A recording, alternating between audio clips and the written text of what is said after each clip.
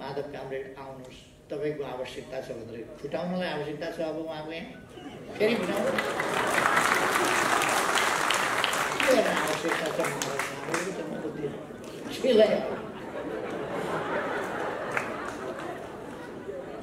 उहाँ छैनयाल पार्टी गुटबन्दी बाहेक केही भएन। गुटबन्दी माधव नेपालले 3 वर्ष 3.5 वर्षमा पार्टीको पक्षमा सरकारको पक्षमा एक शब्द बोलेको कमरेडहरूले सुन्नुभयो कहिले? आलोचना विरोध, सरकारको आलोचना, सरकारको विरोध, प्रतिक्रियावादी भन्दा चर्को विपक्षीहरूले के भन्थे? यतै सत्ता पक्षकै नेताहरूले यति बोलिसकेपछि हामीले केही बोल्नु परेन, हाम्रो कुरो उहाँले भनिदिइसक्नु। तपाईँहरूले सुन्नुभयो पटक? जहिले पनि रोस्टरमा उभिएपछि गीत गाउने, डुङ्गा डुब्नै लाग्यो, लौ न कोही आऊ बचाइदेऊ। कम्युनिस्टको 2/3 को सरकार छ, 7 वटा मध्ये 6 वटा प्रदेशमा सरकार छ, अनि डुङ्गा चाहिँ डुब्न लाग्यो। कसको डुङ्गा डुब्न लाग्यो? माधव नेपाललाई त्यो चिन्ता के को, पीर के को डुङ्गा डुब्न लाग्यो? प्रतिक्रियावादीहरूको डुङ्गा डुब्न लाग्यो, त्यसैमा चिन्ता। मनोबल टुटिसकेको छ।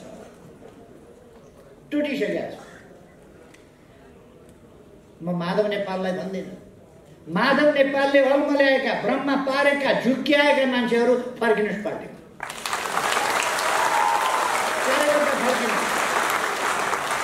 झुक्किएका साथीहरू फर्किनुहोस्।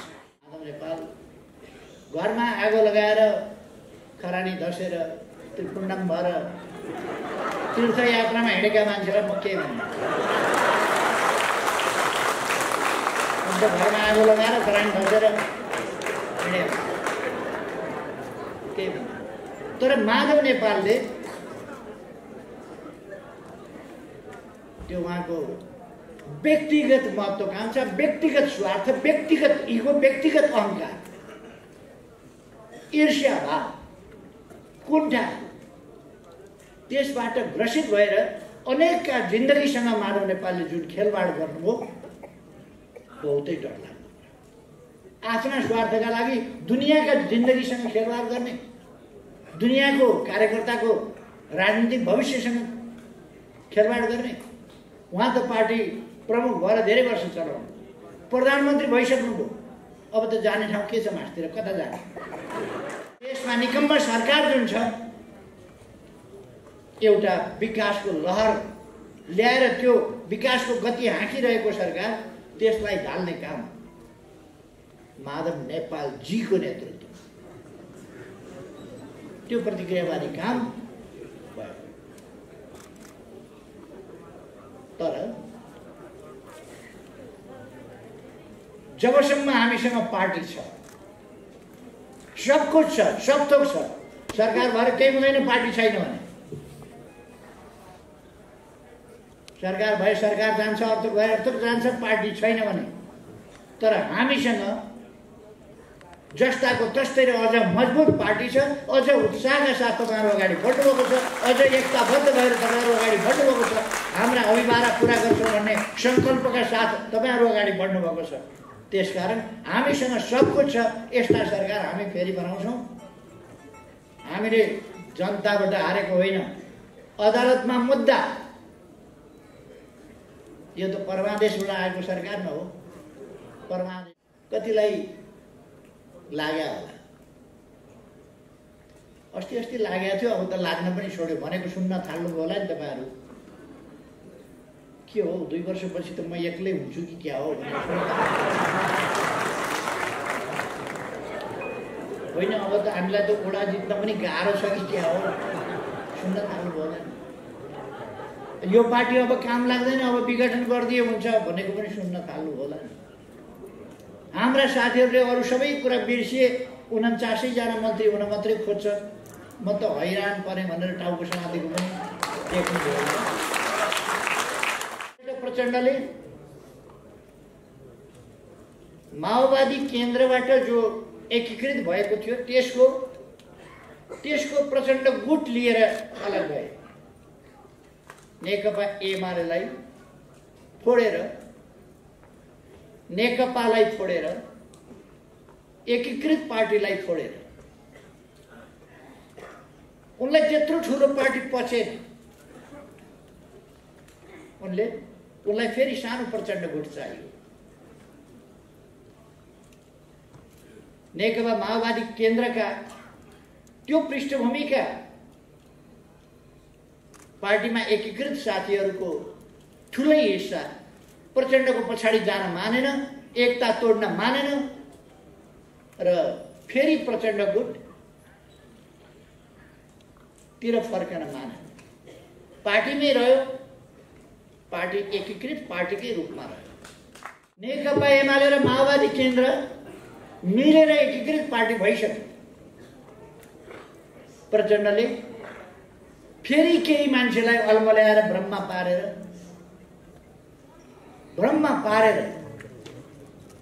प्रचण्डलाई थाहा भइसक्यो अब आफ्नो यात्रा सानो सानो हुँदै जान्छ। तपाईँ यहाँ त्रिभुवन इन्टरनेसनल एयरपोर्टबाट उडेको प्लेन देख्नुहुन्छ नि, नजिकैबाट उडिराखेका ठाउँबाट पहिले हेर्नुहोस्, विशाल प्लेन हुन्छ, कति धेरै मान्छे बोकेको हुन्छ, उड्दै गयो खिँदै जान्छ, उड्दै गयो, सानो हुँदै एकछिनपछि देखिन छोड्छ। अब प्रचण्ड पत्यायो, यत्रो जहाज उडेको, अलिक पर गयो अलिक छैन, अलिक पर गयो अलिक छैन, अलिक पर गयो अलिक परतिर पुग्दा देख्न छोडिन्छ कता गए प्रचण्ड, कता गए प्रचण्ड। जुर्मुराएर उठेर पार्टी जोगाउने तपाईँ कमरेडहरूलाई हार्दिक अभिवादन दिन्छ।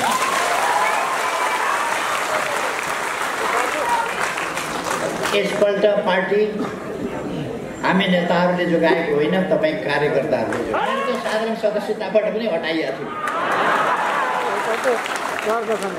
तपाईँहरूलाई हटाउन भ्याएको थिएन, तपाईँहरूले फेरि पार्टी उठाए। तपाईँहरूलाई धेरै धेरै धन्यवाद छ। कार्यक्रमका अध्यक्ष महोदय, मञ्चमा आसीन नेता साथीहरू र सम्पूर्ण कमरेडहरू, सञ्चारकर्मी मित्रहरू र दिदीबहिनी तथा दाजुभाइहरू,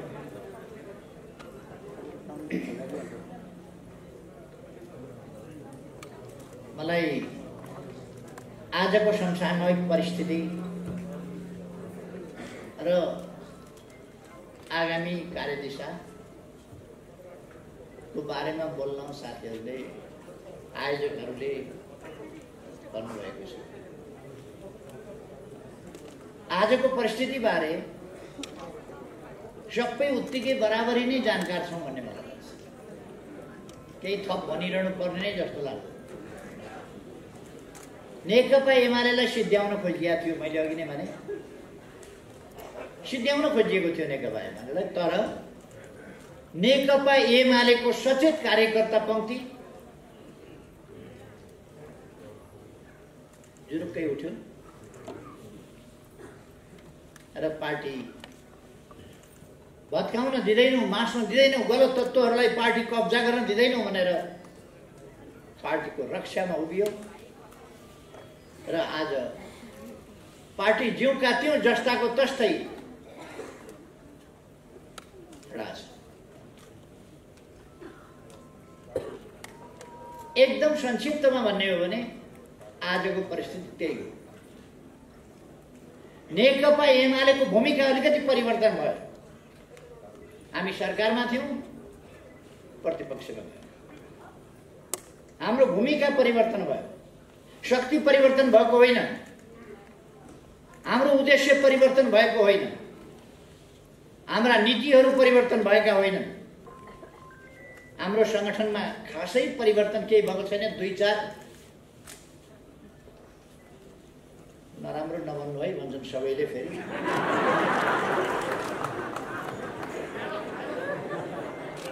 सडेका तत्त्वहरू बिग्रेका तत्त्वहरू पार्टीबाट गए भन्दा गाली गरे जस्तो हुन्छ। बिग्रिन खोजेका भन्नु क्या हो, बाहिरबाट गए।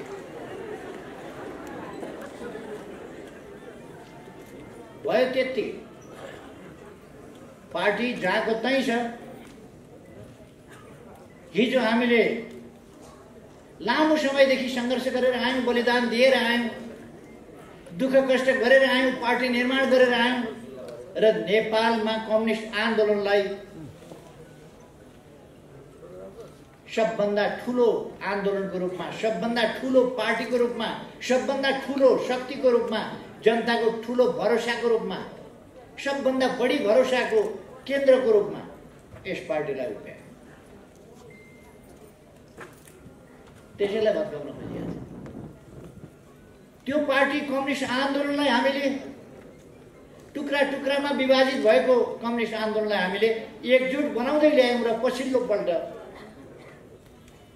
एमाले र माओवादी केन्द्र दुईटालाई मिलाएर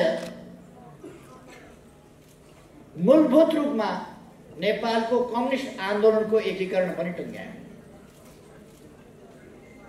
झन्डै 2/3 शक्ति भयो। केन्द्रमा बाहिरबाट कसैले हल्लाउन नसक्ने शक्ति तयार भयो। प्रदेशमा 7वटा मध्ये 6वटा प्रदेशमा हाम्रो सरकार हो।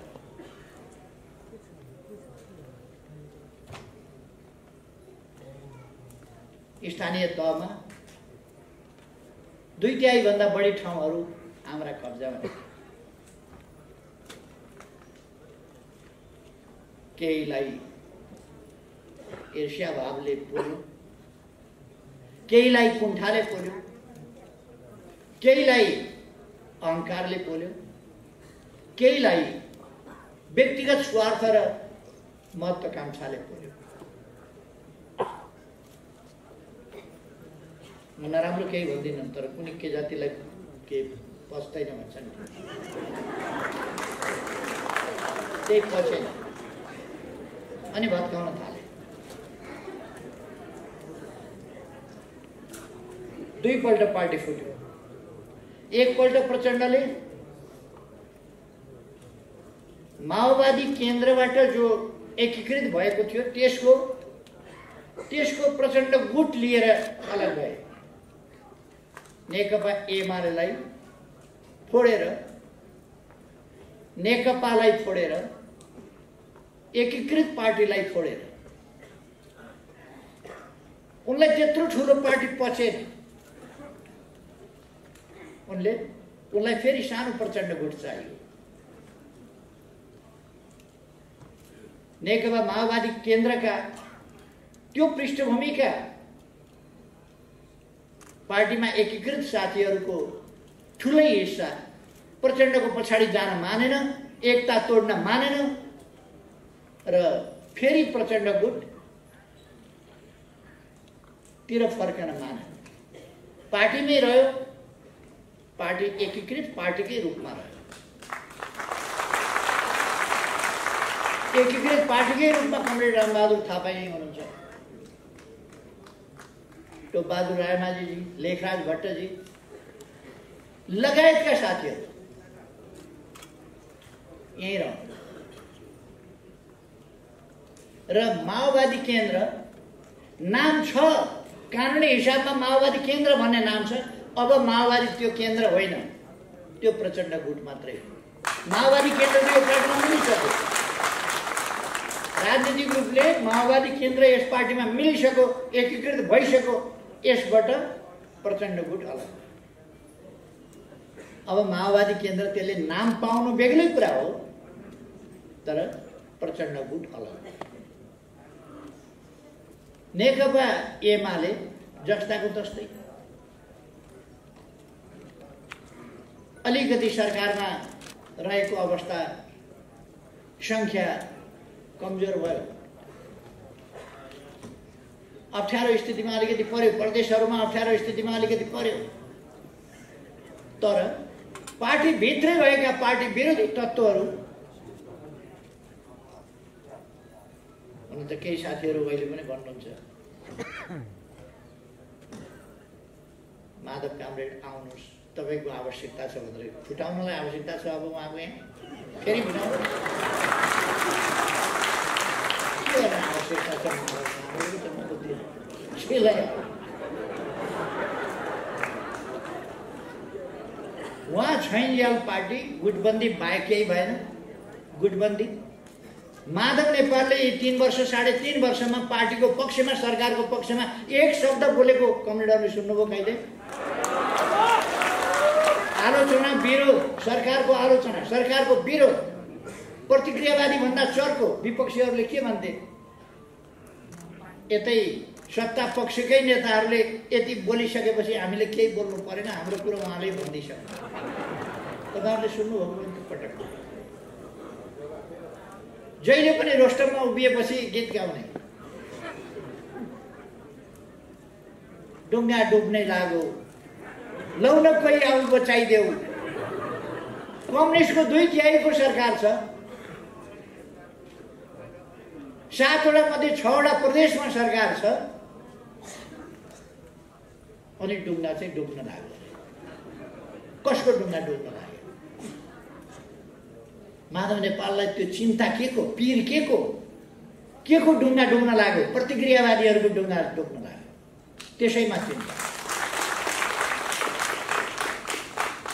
एकपल्ट मात्रै होइन, रोस्टममा धेरैपल्ट त्यो गीत गाएको सुन्यो। गीत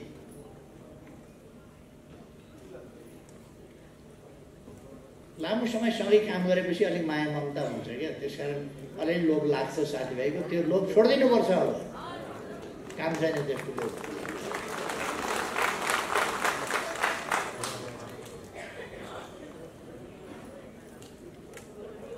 संयोगले कसैले फेरि आज यहाँ बोलेको रहेछ भने त्यतापट्टि मैले बोले होइन, मैले सुनेको छैन, म घरैमा सुने। फेरि कसैले यहाँ पनि बोलेको रहेछ भने जवाफ दिए जस्तो होला। मेरो जवाफ सवाल होइन है यो। कसैले बोलेको कुरालाई मैले भने होइन, मैले सुनेको छैन भन्ने गरेका छन् क्या साथीहरूले कहिले कहिले। त्यतिको मेरो जवाफ त्यो भन्ने गरेका छन्। फेरि पार्टी फुटाउनु, हाम्रो पार्टीको सरकार ढाल्नका लागि भोट नहालेर बाहिर जाने, विश्वासको मत नदिने, बहिष्कार गरेर, व्हिप उल्लङ्घन गरेर बाहिर जानेर सरकार ढाल्ने काम हो। किन सरकार ढाले हो अरे भने नेकपा एमालेको सरकार भयो भने प्रतिगमन रोक्नु। यस्ता तर्कका साथ प्रतिक्रियावादी शक्ति, दक्षिणपन्थी शक्तिको नेतृत्वमा अनेक टुटे फुटेका टुक्राहरू जोडेर, अनुशासनहीन र अराजकहरू जो छन् तिनलाई जोडेर, अलोकतान्त्रिक विधिबाट जन्मिएका, प्रकट भएका, फुटबाट पैदा भएका त्यस्ता तत्त्वहरू जोडेर अध्यादेशबाट सरकार बनायो भने लोकतान्त्रिक हुन्छ अरे, अग्रगामी हुन्छ अरे भनेर बहिष्कार गरे। त्यसबाट पनि सरकार ढलेन, राष्ट्रपति कहाँ दरखास्त लिएर, त्यसबाट पनि ढलेन, अदालत दरखास्त लिएर पुग्यो। आफ्नो पार्टीको सरकार ढाल्न, आफ्नो पार्टीको सरकार ढालेर प्रमुख प्रतिपक्षको नेतृत्वमा सरकार बनाइदिने भनेर, यो भन्दा लज्जाजनक, यो भन्दा अनुशासनहीन, यो भन्दा अराजकता, यो भन्दा प्रतिक्रियावादीको दलाली र सेवा के हुन्छ? राजनीतिमा यो भन्दा ठुलो अनैतिकता, यो भन्दा ठुलो अपराध के हुन्छ? दुःखको कुरो हाम्रै पार्टीभित्र। त्यसकारण हाम्रो भूमिका आज, त्यसकारण हाम्रै पार्टीभित्रबाट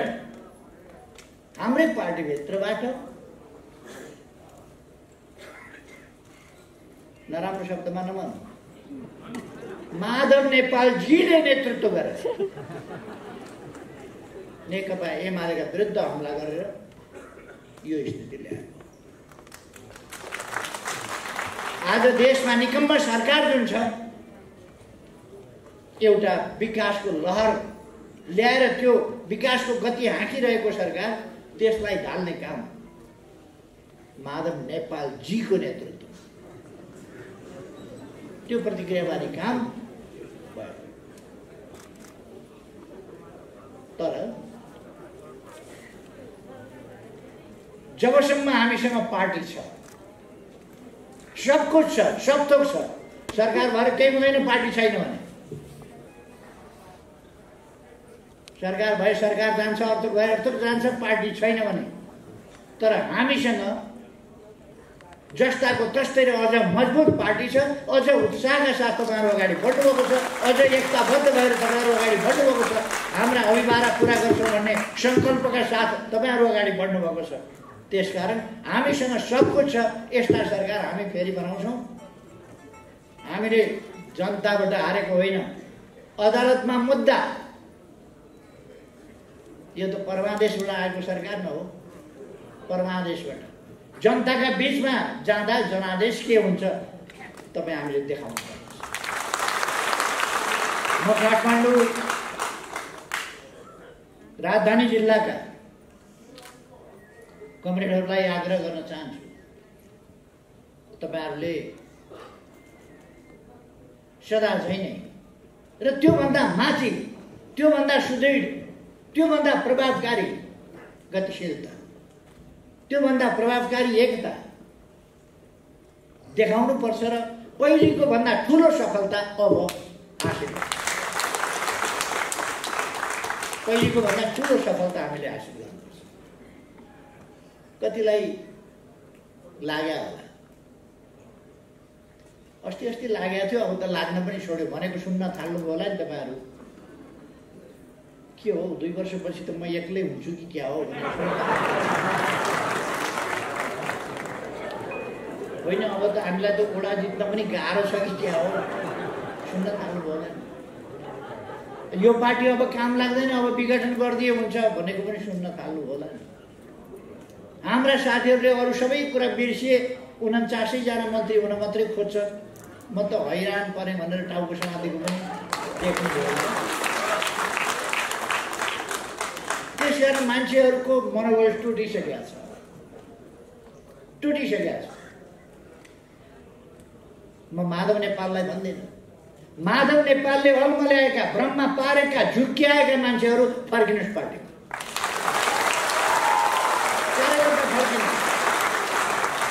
झुक्किएका साथीहरू फर्किनुहोस्। माधव नेपाल घरमा आगो लगाएर, खरानी धसेर, त्रिपुण्डम भएर तीर्थयात्रामा हिँडेका मान्छेलाई म के भन्नु। घरमा आगो लगाएर खरानी धसेर हिँडेर के भन्नु। तर माधव नेपालले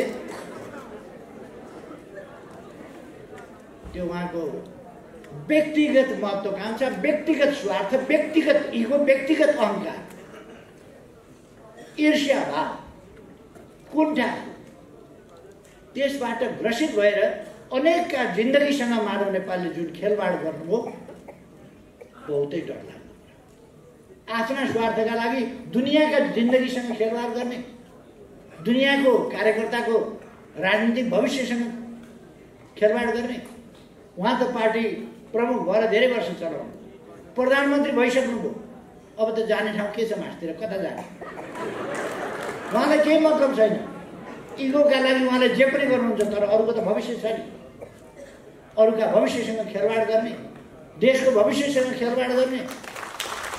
तर म कार्यकर्ता साथीहरूलाई आग्रह गर्न चाहन्छु, भ्रममा नपर्नुहोस्, अहिले पनि भ्रममा नपर्नुहोस्। मैले यसै मञ्चबाट केही वर्ष अगाडि बोलेको थिएँ। यसै मञ्चबाट मौरीको सङ्गत लागेर गयो भने फुलको बगैँचामा पुगिन्छ, फुलबारीमा पुगिन्छ। झिँगाको पछि लागेर गयो भने फुलबारी पुगिँदैन, खोरको डुङ्गुरमा पुगिन्छ। त्यसकारण मौरीका पछि लाग्नुहोस्। नेकपा एमाले भनेको मौरीको गोलो हो, हेर्नुहोस् त कस्तो गोलो छ।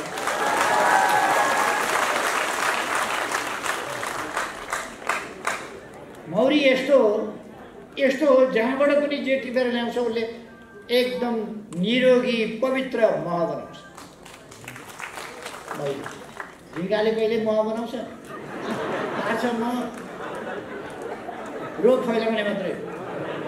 त्यस कारण रोग फैलाउने कुराका पछाडि लाग्यो। म साथीहरूलाई भ्रममा नपर्न, नअल्मलिन, हामी समृद्ध नेपाल, सुखी नेपाली बनाउने महान उद्देश्यमा, महान अभिभावनातर्फ अगाडि बढिरहेका छौँ। त्यो कुरा छोडेर ससाना कुरामा अल्झिने, ससाना कुरामा अल्मले, कसले आएर कानमा झुटा कुरा बोल्यो त्यही झुटा कुरा पत्याएर हिँड्ने, यो खालको गल्ती गर्न हुँदैन। त्यसकारण म भन्न चाहन्छु, भ्रममा परेकालाई फर्के।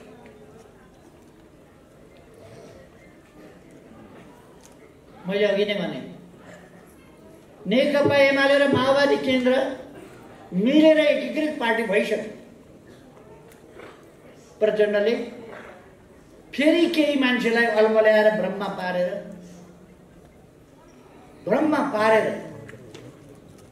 प्रचण्डलाई थाहा भइसक्यो अब आफ्नो यात्रा सानो हुँदै जान्छ।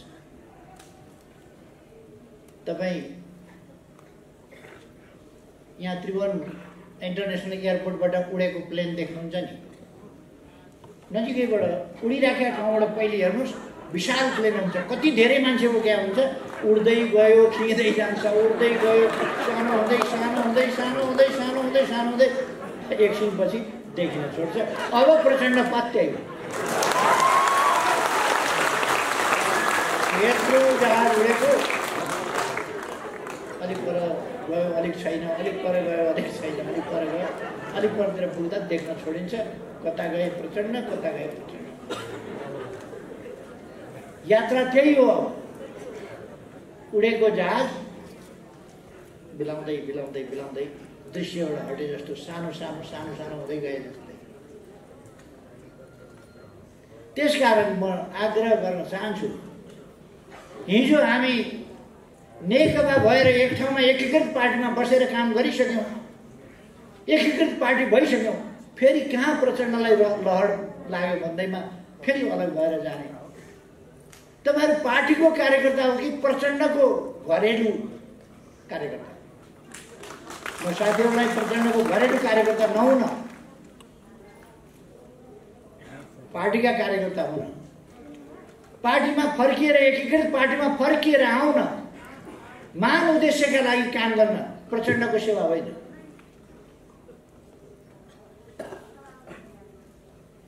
मान्छेले कमसेकम के दिन्छ भनेर पनि हेर्नु पर्ने। गाईलाई घाँस हाल्यो भने दुध दिन्छ, भैँसीलाई घाँस हाल्यो भने दुध दिन्छ, भेडालाई घाँस हाल्यो भने ऊन दिन्छ। प्रचण्डलाई के दिएर के दिन्छ? मन्त्री दिन्छु भन्थे प्रचण्ड र माधवले, अहिले त मन्त्री पनि दिन छोडिसक्यो। खोइ शेरबहादुरले 2 महिना भइसक्यो, बल्ल प्रचण्डले पठाएको 2 जना। पकाउने बेलामा यहाँ पनि हालिदिन्छु, यहाँ पनि गना, यता पनि गना, यता पनि गना, यता पनि गना भनेको थियो। अहिले त दुधी दामको टप लगाइदिएको, त्यसपछि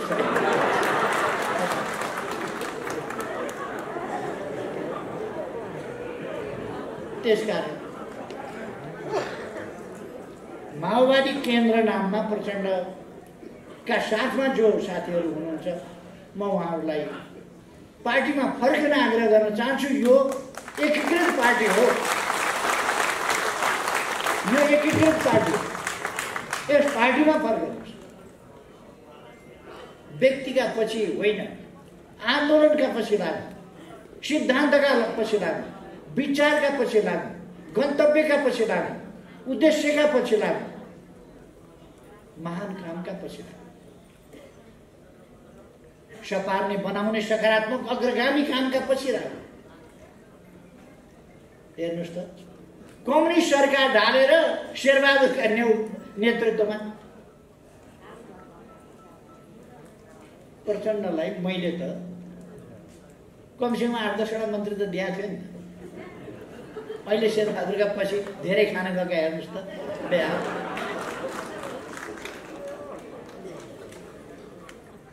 फेरि पाइन्छ कि खाउँला कि पाइन्छ कि खाउँला कि भनेर पछि कुद्नेहरू फेरि किन कुद्या भने 2-4 जना। म साथीहरूलाई आग्रह गर्न चाहन्छु, कुनै भ्रम नराख्नुहोस्। समृद्ध नेपाल, सुखी नेपाली, त्यो राष्ट्रिय आकांक्षा पूरा गर्ने अभियान जिउँदो छ। नेकपा एमाले अलिकति आज चोइटिएको छ, थोरै केही मान्छे बाहिरिएका छन्। सरकारबाट नेकपा एमाले हटेको छ, प्रतिपक्षमा गएको छ। तर हाम्रा उद्देश्य परिवर्तन भएका छैन, हाम्रा उद्देश्य चोइटिएका छैन, हाम्रा उद्देश्य कमजोर भएका छैन, हाम्रो पार्टी पनि कमजोर भएको छ। माधव नेपालसँग 2-4 जना गए होला, माधव नेपालसँग 2-4 जना गयो होला पुराना मान्छे। अहिले नयाँ मान्छे कति हो, कति नेकपा एमालेमा नयाँ सामेल भयो। पुरानै नेताहरूको कुरा गर्ने हो भने एकीकरणबाट आएका नेताहरू सबै त हामीसँगै हुनुहुन्छ। माओवादी केन्द्रका पनि हिजोका साथीहरू देशव्यापी रूपमा देशभरि हामीसँग हुनुहुन्छ। अनि प्रचण्डजीले देखाउने 2-4 जना मान्छेको देखाउने को हुनुहुँदो रहेछ भन्दाखेरि 1-2 जना मन्त्री बनाउनु तिनी रहेछन्, अरू 1-2 जना हो देखाउने मान्छे। तसर्थ म सबैलाई आग्रह गर्न चाहन्छु, यस पार्टीमा एकजुट भएर राष्ट्रलाई गरिबीबाट मुक्त, राष्ट्र पछौटेपनबाट, अशिक्षाबाट, बेरोजगारीबाट मुक्त, गरिबीबाट मुक्त, बेरोजगारीबाट मुक्त एउटा आधुनिक विकसित राष्ट्र, त्यो अभियानमा लाग्नु, त्यतातर्फको यात्रामा लाग्नु। बेसरी झगडा गर्ने, फुटाउने, यो विध्वंस यिनीहरूले नमचाएसम्म मैले सार्वजनिक ढङ्गले कुनै आलोचनामा बोले। उनीहरूले सार्वजनिक ढङ्गले तथानाम भने, अनेक गरे, अनेक बोले, अनेक भने, मैले कुनै जवाब नदिकन काम गरिरहेँ। जब उनीहरू पार्टी फुटाउने, तमासा गर्ने यी कामहरूमा लागे, पार्टी फुटाउनेमा लागेपछि, कब्जा गर्नेमा लागेपछि, तोडफोड गरेर पार्टी केही बाँकी रह्यो भने प्रतिक्रियावादीका पाउमा लगेर चढाउने धन्दामा लागे, त्यसपछि मैले भन्न पर्यो, बगिनी चुपचाप बसिरहन सक्छ, डमरुमाथि खतरा छैन। तर आफ्नो डमरुमाथि खतरा पर्यो भने बगिनीले झप्पु हाल्छ। मैले पनि त्यति बेला झप्पु चलाउनु पर्ने हुन्छ जब पार्टीमाथि खतरा हुन्छ। म साथीहरूलाई आत्मविश्वासका साथ अगाडि बढ्न, आत्मविश्वासका साथ अगाडि बढ्न आग्रह गर्न चाहन्छु।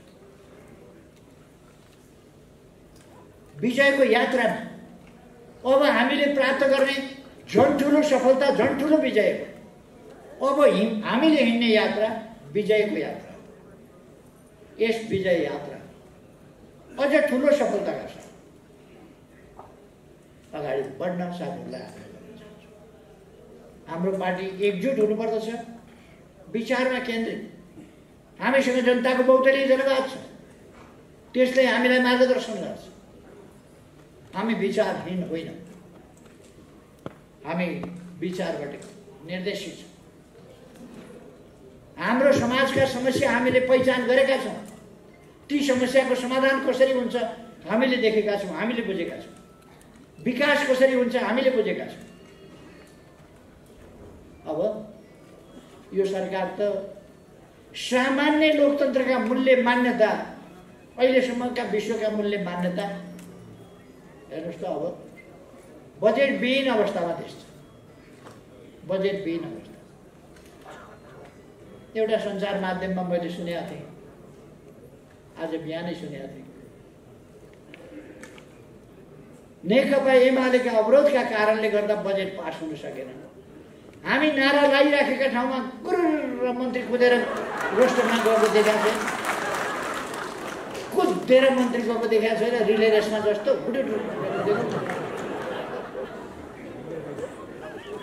अनि कहाँ रोकिया छ? चाहिएको कुरा त रोकिया रहन्छ नि त। मन्त्री त गुरुर कुदेर गएर रोस्टरमा सभामुखले यो राख भन्ने, दुलले राखेँ भन्ने, अर्को यो राख भन्ने, त्यो राखेँ भन्ने, त्यो तमासा देखिया होइन। अनि बजेट चाहिँ किन नगरे? अर्थ गर्न मिल्ने बजेट किन नमिल्ने? भूमि आयोग विघटन गर्यो, चाहिएको थियो भने किन विघटन गरे? चाहिएको थिएन भने अहिले फेरि यो त खालि आफ्ना मान्छेलाई जागिर खुवाउने मात्रै रहेछ। हामीले त आफ्नो अर्काको होइन, सुकुम्बासी हेरेका थियौँ, भूमि हेरेका थियौँ। यो सरकार त आफ्ना कार्यक्रम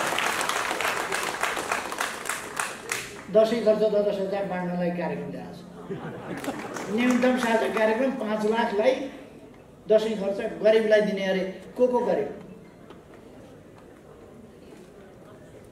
उनीहरू कहाँ जो जान्छ म गरिब छु हुन्छ, त्यही गरेर दसैँ खर्च चाहियो दाइ भन्न जाने गरिब। धनी त माग्न आएन होला नि त, पक्कै गरिबै हो। हाम्रो कार्यकर्ता गरिबै रहेछ, त्यही भएर माग्न आयो भन्दै दिँदै त्यही गर्ने होला। कुनै मापदण्ड छ? केही छ? 5 लाख मान्छेलाई 10,000 बाँड्ने अरे। गरिबी हट्छ?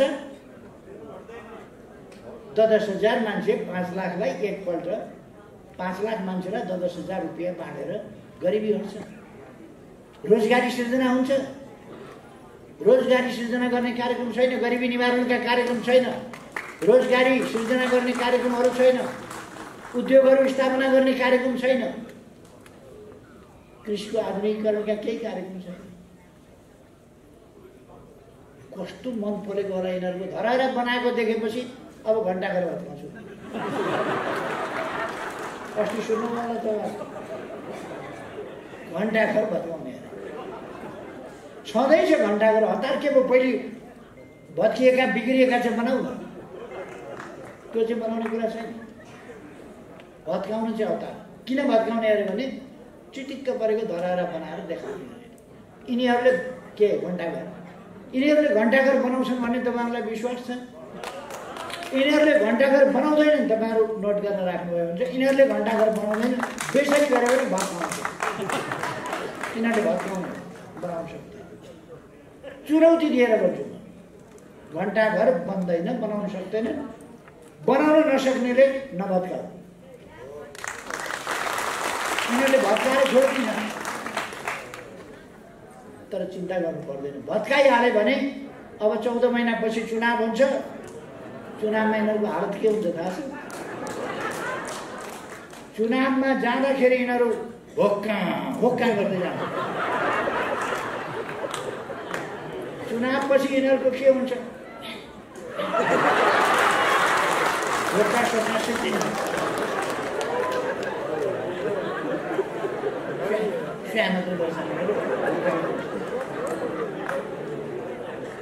त्यसपछि मैले अस्ति नै भनेको छु, अप्ठ्यारो स्थितिमा मैले घोषणा गरेको थिएँ, नेकपा एमाले आजको नेकपा एमाले सचेत कार्यकर्ताहरूले टिकाएको, जगाएको, अगाडि बढाएको एमाले कस्तो पार्टी हो भन्ने कुरा मैले बताएँ। यो पार्टी फेरि खिड्कीबाट होइन, झ्यालबाट होइन, भेन्टिलेटरबाट होइन, के भेन्टिलेसनबाट होइन, यो मूल ढोकाबाट सिंहदरबार बाजा बजाएर फर्किन्छ। मोमबत्ती बाजा, भिङ्ने बाजा, सबै बाजा बजाएर मूल गेटबाट आउँछ। त्यसकारण घण्टाघर भत्काइहालेछन् भने पनि हामी बनाउँछौँ, चिन्ता गर्नुपर्छ। अबको बाटो के भन्नुहुन्छ साथीहरूले? हाम्रो अबको बाटो पार्टीलाई, पहिलो काम हामी पार्टीलाई वैचारिक हिसाबले मजबुत बनाउँछौँ। वैचारिक हिसाबले हुन त कतिपय साथीहरूले भन्छन् हामीसँग विचारै भएन, विचारै नभएर हामी विचारहीन भएर अनुशासनहीन अराजकतातिर गयौँ कि होइन। जनताको बहुदलीय जनवाद छँदैछ, समृद्ध नेपाल सुखी नेपालीको राष्ट्रिय आकांक्षा छँदैछ। त्यतातिर जानका लागि हामी शान्तिपूर्ण संवैधानिक कानुनी बाटाहरूबाट हिँड्छौँ। हाम्रा बाटा पनि तय छ। हाम्रो कार्यदिशा शान्तिपूर्ण जनआन्दोलनको कार्यदिशा हो। अरूले मन नपरेका बेला माइक भत्काएका, कुर्सी तोडेका, माइक हानेका के देखिएन? खुर्सानीको धोलो बोकेर संसदमा गएको देखिएन। तर नेकपा एमाले त्यसो गर्दैन। नेकपा एमाले एउटा मर्यादाका सीमाभित्र रहेर आफ्ना विरोधका कार्यक्रम गर्छ। यो सरकारलाई म चेतावनी दिन चाहन्छु, शान्तिपूर्ण विरोध प्रदर्शनहरूमा निर्घात आक्रमण गर्ने, राज्य सत्ताको दुरुपयोग गर्ने र दमन गर्ने काम यो सरकारले गरिरहेको छ। म त्यतापट्टि चेतावनी दिन चाहन्छु, जनतालाई उत्तेजित नबनाऊ, जनतालाई नजिस्काऊ, जनतालाई उत्तेजित नबनाऊ। शान्तिपूर्ण ढङ्गले शान्तिपूर्ण आन्दोलनका सीमाभित्र रहन चाहन्छ जनता, त्यो जनतालाई उत्तेजित नबनाऊ। प्रतिवादमा उत्रिनु पर्ने अवस्था त्यो बाध्यकारी स्थितिमा जनतालाई नपुर्याऊ। म सरकारलाई चेतावनी दिन चाहन्छु। हामी पनि सरकारमा थियौँ। 3 वर्ष लाठी चल्न नपर्ने, 3 वर्ष शान्तिपूर्ण जुलुसमा कुनै दमन गर्न नपर्ने, गिरफ्तार गर्न नपर्ने, मुद्दा लगाउन नपर्ने। अहिले यो टुक्रा टाक्री जोडेको सरकार बन्ने बित्तिकै यसले दमन गर्नुपर्ने, शान्तिपूर्ण ढङ्गले बोल्न नदिने, राष्ट्रियताको सवालमा बोल्न नपाउने, के हो सरकार सोध्न नपाइने, लोकतन्त्रका बारेमा सोध्न पाइँदैन, राष्ट्रियताको बारेमा सोध्न पाइँदैन, सरकारले स्पष्ट पार्नु पर्दैन, राष्ट्रिय उडान लिनु पर्दैन। त्यसकारण यी कुराहरूमा सरकार सचेत रहोस् भन्ने म सरकारलाई चेतावनी दिन चाहन्छु, सम्झाउन चाहन्छु सरकारलाई। आफू सरकारमा हुने बित्तिकै जे गरे पनि लोकतन्त्र हुन्छ भन्ने होइन। लोकतन्त्र भनेको एउटा प्रणाली हो, एउटा प्रक्रिया हो, अभ्यास हो, आचरण हो, व्यवहार हो। र सरकारले लोकतन्त्र भनेको सरकारले अपनाउने व्यवहार हो मूलतः। त्यसकारण सरकारले लोकतान्त्रिक अभ्यास गर्नुपर्छ।